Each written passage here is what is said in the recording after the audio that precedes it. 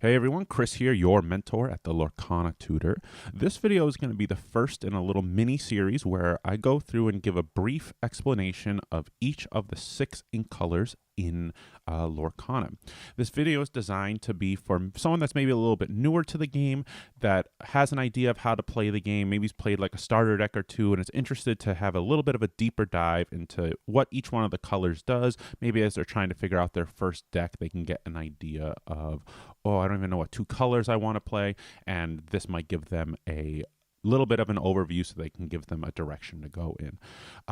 So what I'm going to kind of go through on each color and do, sorry to explain this one, we're going to just be going over amber. I'm going to go over just some kind of what I think are the cards that best describe the color of amber, maybe give you examples of how these cards paired up with others are used in a more of a competitive deck sense, and how we've seen them up to this point. And again, just to give you an idea of what may be a deck color for you. So like I said, today we're going to be going over amber, and at the D23 convention recently, they had a little slide, and under each ink color, they had a little one-off sentence, and their sentence for amber was, "The whole is greater than the individual." Amber is very much a color that seems to be focused around characters, and having a lot of characters out on the board that can do important things. Each color has a couple of keywords that are unique to the color, or they only get a couple of keywords that exist within characters in the color. And the 3 keywords that you'll see on amber cards are singer, support, and bodyguard. Just to refresh, singer means that it can sing a song usually at a higher cost than what it normally is, so you can sing a more powerful song. Support means when it quests, you can add its strength to another character. And bodyguard means that this character needs to be challenged before challenging any other characters on the board. So you can start to see again a little bit how all of these are helping out one another, getting characters down on the board, and profiting from there. So the first one, I think the most defining one, is the singers. No other color has any characters with the keyword singer, so it's very much a very specific amber thing. And so far at this point, singer seems to be the strongest keyword that comes out of amber.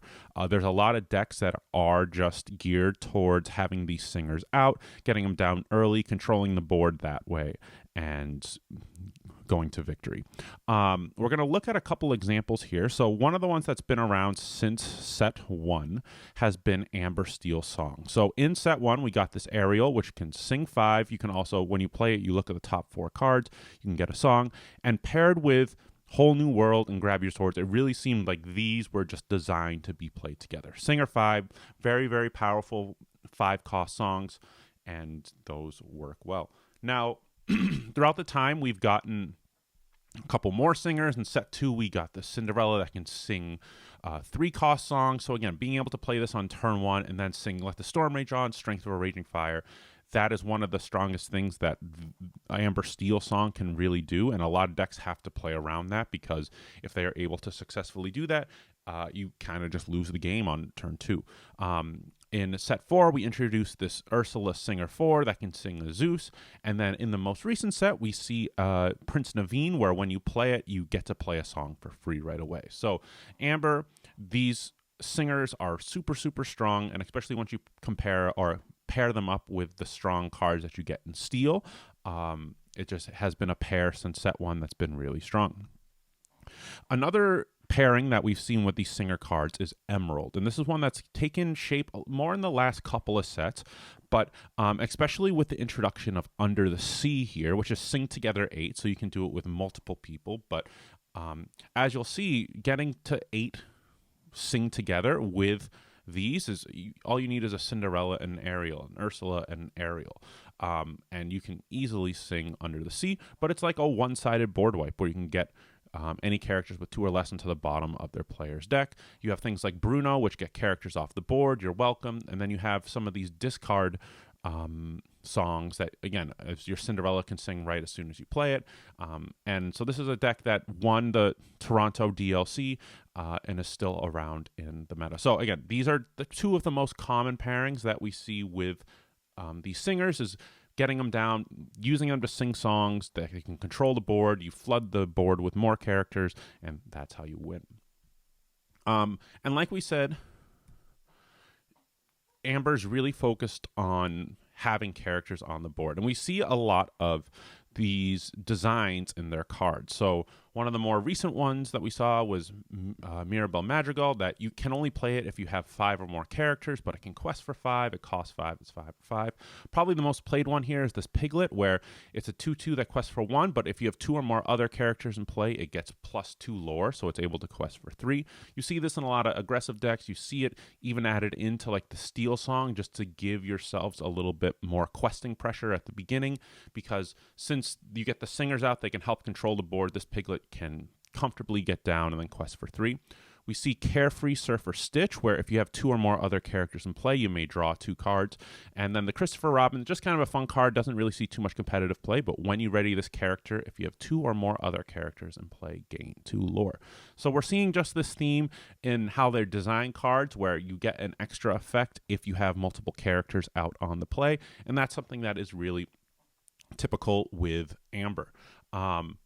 Now, we also talked about characters having Bodyguard, and this idea that you can protect some of these other characters, right? So if we go back to like the Piglet that quests for 3, if that's vulnerable, it doesn't mean as much, but if we have something that can protect it, that's going to be really, really important. So in set 1, we saw our first Simba Bodyguard. This one actually really shaped the meta, because a 2/3 on turn 2 was really tough to deal with. And what we'll look at later is Amber also has a lot of like low to the ground aggressive questers. So like in set 1, the play was you do Lilo on turn 1, which is a 1/1 that quests for 2. You play this on turn 2, and it was really hard for a lot of decks to be able to take this out cleanly. It might have to be done on a turn or 2 or something like that. So we start to see this take shape a little bit more, but also now with some of these Bodyguards just giving you additional lore, either when they're played or when they get banished. So this Donald Duck, you can give a character +1 lore this turn. So maybe you do a 1-drop, you pay Piglet, you play this on turn 3, your Piglet can quest for 4. Again, aggressive, protecting your characters. And then this Baloo is whenever it is banished, it gains 2 lore. So you're going to have to get through it sometime. You have to challenge it to challenge other stuff, but you're going to be gaining 2 lore when that does happen. Another thing that isn't directly Bodyguard, but I think kind of fits into this category, is this effect that Sven has. When you play this character, you may ready chosen character. They can't quest or challenge for the rest of this turn. It's another way to protect your character without them having to be exerted. So if they're not exerted, they can't be challenged. And it's a nice little body that can help you quest. So if this kind of play style is appealing to you, maybe looking at the Hyper Aggro, Amber, Amethyst Aggro here. So the idea is that we have a lot of these low-cost, 1-cost characters that quest for 2. We want to protect them with our Bodyguards. We have that Piglet in there that can quest for 3. And then with the Amethyst, one of the things that Amethyst can do that's kind of fun is it can gain lore just out of nowhere. So in set 5, we got this Gathering Knowledge and Wisdom, which just says gain 2 lore. One of the strongest cards in Amethyst is Merlin Goat, where it says when it's played and when he leaves play, you can gain a lore. So combining these 2 colors together, you can get a lot of lore really, really fast. And a lot of people love the way that this plays, and you might too. Now, with characters being I think the primary focus in Amber, they also have abilities to be able to play your characters for cheaper. So we see Pluto here, where instead of questing, you can exert him to pay less for 1 less for the next character you play this turn. Our Doc has the similar idea here, but it's whenever you quest, so you can quest and then get this effect. You pay 1 less. Gaston has the ability where you can exert and pay 2 less, and then you have a Lantern where you can use the Lantern to pay 1 less for a character each turn. So it's a way of ramping by playing characters, and this, especially paired with some other colors that we'll look at a little bit later, can help get out your big threats really earlier. These do tend to be like kill on sight characters because they pose a lot of threat, they pose a lot of value, being able to play 2 less, where on turn 4 here you can pay something that costs 6 instead of 4. That's a really, really big jump. Or you can get off some of your earlier combos here sooner than you would and put pressure on the board. We also have another little sub-theme in Amber of being able to heal your characters and remove damage counters off of them. The strongest card in this category is this Rapunzel that we got in set 1. It's a 1/5 that quests for 2. It's a legendary, and it says when you play this character, remove up to 3 damage from one of your characters, and you can draw a card for each 1 damage removed this way. This is going to be your main draw engine in a lot of Amber decks that don't have access to a lot of other card draw. It's a big burst. It can be really effective, especially once you kind of layer and have multiple Rapunzels together. You get a bunch of cards in hand. Really strong card, really kind of defining card in Amber. And we see some other effects similar to that. So Juliet is a similar idea where you can remove up to 2. And if you do remove damage this way, you just draw a card, not equal to how much you remove, but you just plain draw a card. There's another Rapunzel that doesn't see as much play where anytime that you remove 1 damage, you can draw a card.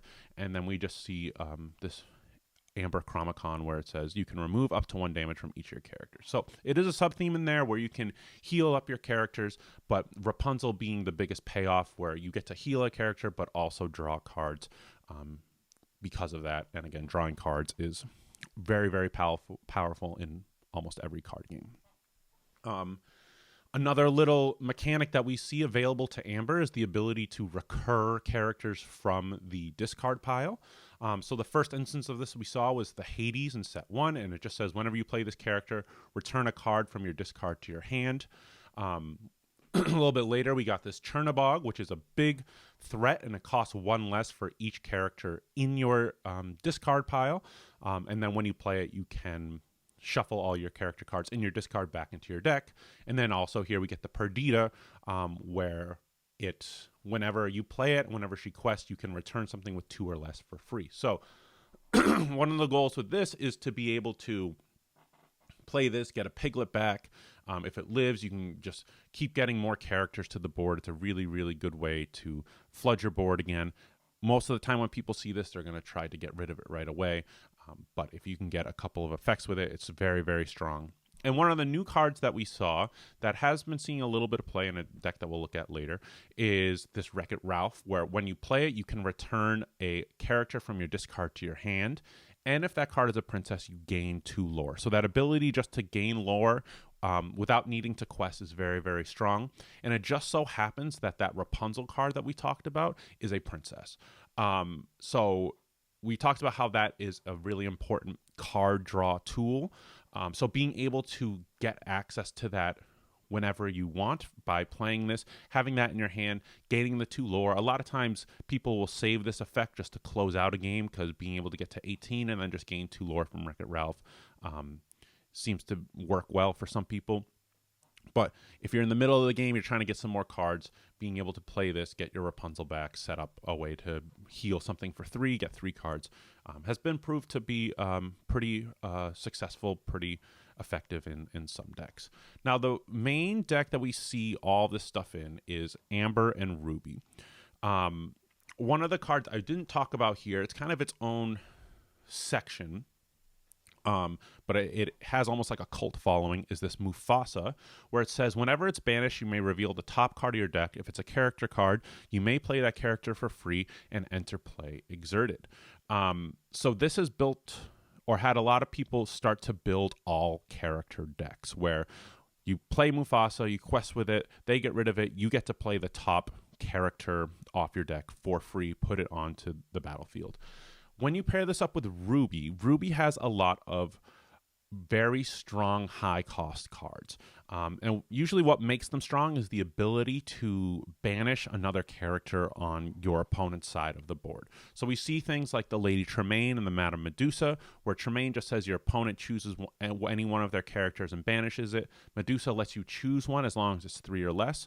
And being able to pair these up with our Gaston and our effects that allow us to play things for less. So remember how we talked about, if you play a Gaston on turn 3, on turn 4, you can use this ability to pay 2 less and play a 6 cost, right? So being able to play some of the stuff that maybe doesn't have as much impact on the board, but then come down on turn 4 and play one of these where you can remove something is very, very strong. Off the Mufasa, sometimes a dream was to get this big Maleficent here. It's a 7/5 that quests for 2, and simply when you play this character, you banish chosen character. The Sisu does something similar. Well, when you play this character, banish all opposing characters with 2 or less. So it's good in a sense if your opponent has a wider board of maybe smaller creatures, you can just play this and get rid of everything.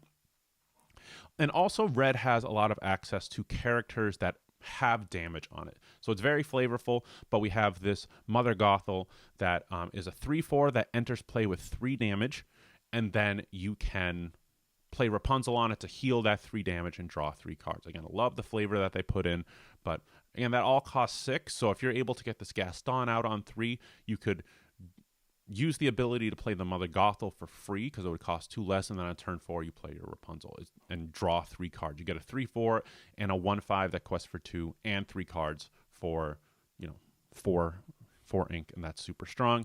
And then again, a way we can close out the game, make sure we get this card draws through this Wreck-It Ralph card. So Amber Ruby is a deck that I think has fallen off a little bit. It definitely saw a peak in maybe like set 3, a little bit in set 4.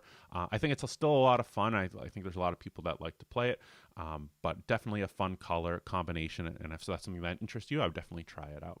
So just doing a brief overview, some of the best things about Amber is that it has really, really strong singers, and singing songs is probably one of the strongest things you can do in Lorcana. So in that sense, it is the color to go to if that is something that appeals to you. The aggressive characters are great between stuff like Daisy Duck, the Lilo, the Piglet, having some of those bodyguards. If you like to play aggressive, Amber is definitely the color that you want to look for. And I think the idea of being able to, use the Gaston effect and get out your characters earlier is really, really fun.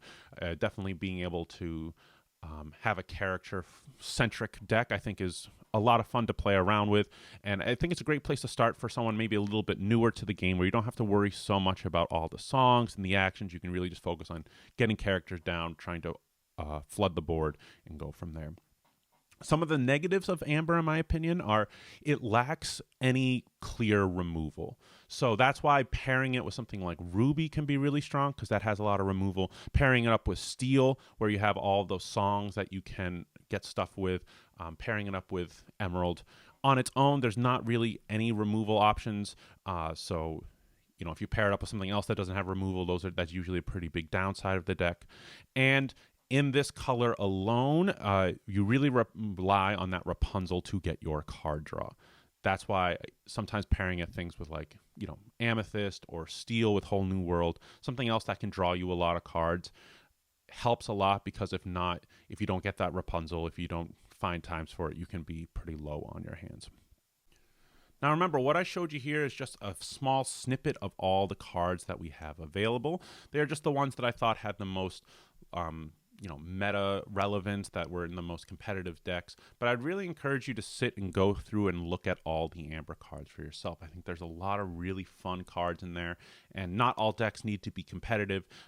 You can just find a card that looks interesting to you and be like, oh, what happens if I build a deck around it, right? So if you look at this Felix Jr. and you're like, oh, all my locations get +2 health. Like, what happens when I give that to Fang? Or what happens when I give that to Queen's Castle? Or what happens if I give that to Agrabah? Like, there's so many different cards. There's a lot of really, really cool designs.